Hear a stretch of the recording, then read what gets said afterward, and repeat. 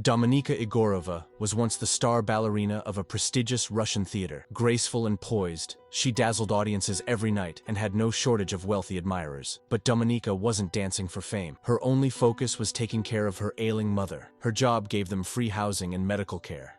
She had no choice but to maintain her peak performance. Until one night, everything changed. During a performance, her partner intentionally stepped on her leg, snapping it. When she woke up in the hospital, her leg was held together by metal rods. Her career was over. 3 months later, Dominika was discharged. Though she could walk again, she knew she'd never dance the same. Returning home, she found a surprise visitor, her uncle Ivan, a high-ranking official in Russian intelligence. He rarely visited, but he left behind a folder. Inside were photos and a tape recording of her dance partner and another ballerina, plotting to injure Dominika to steal her role. Furious, Dominika stormed the theater and attacked them both. Then, panicking, she called an ambulance and fled the scene. When she returned home, her mother had collapsed. Without Dominika dancing, their theater benefits were gone, and the caretaker had stopped coming. Desperate, Dominika turned to her uncle for help. But Ivan wasn't the type to do favors. Not even for family. He offered her a deal. Complete a mission, and he'd help her. The task? Seduce a powerful tycoon named Dmitri, get into his hotel room, and steal his phone. Dressed to kill, Dominika met Dmitri at the bar. But once inside the room, things turned violent. Just as Dmitri was about to assault her, a masked assassin entered and strangled him. The killer silently led Dominika through the hotel, escaping on a motorcycle. At a safe house, he removed his helmet, and Ivan walked in behind him. Ivan gave her an ultimatum. She'd seen a classified assassination. Now, she could either be trained as a Russian spy or be eliminated. Dominika chose to live. She was sent to State School 4, a brutal spy training facility in Siberia. Here, students weren't called by name. They were simply sparrows. They were taught to seduce, manipulate, and exploit. Dominika quickly rose to the top, mastering every skill from psychology to weaponry. But her success made enemies. One male trainee tried to assault her in the shower. Dominika fought back and humiliated him.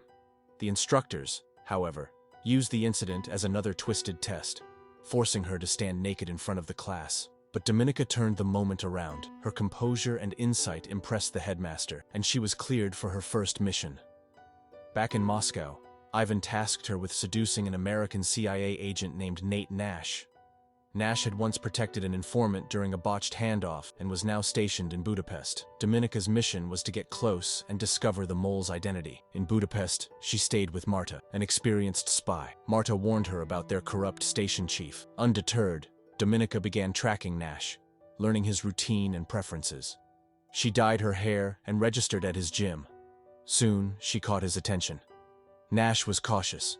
He noticed her watching him and even discovered her real name on the registration form. The two began a game of mutual observation, until one day, Nash confronted her, suggesting she choose her path carefully. Dominika tried seducing him to gain trust, but it didn't work. She failed for the first time, and it stung. Still determined, she broke into Nash's apartment and stole a glass for his fingerprints.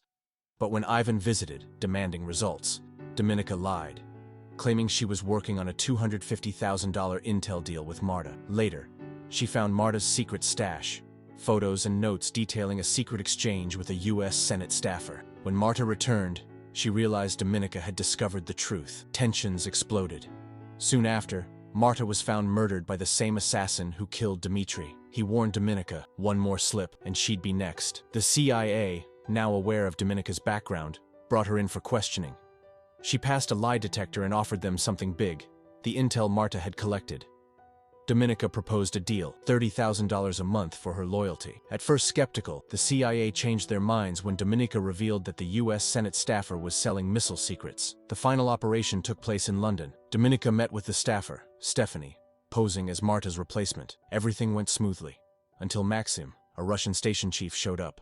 Dominika had to fake calm, even as she swapped real data for a fake CIA copy. Just when Maxim grew suspicious, a CIA agent distracted him at the door, giving Dominika the time to complete the switch. Stephanie left with the money but was killed in a car accident after being followed by CIA agents.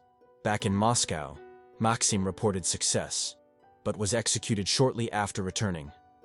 Dominika too was arrested and tortured. Ivan ordered it himself. But even under extreme pain, she didn't confess. When Ivan confronted her, she claimed everything was part of her plan, to earn American trust and complete her mission. Ivan hesitated. Her explanation made sense. For now, she was allowed to live. But Dominika had one more trick left.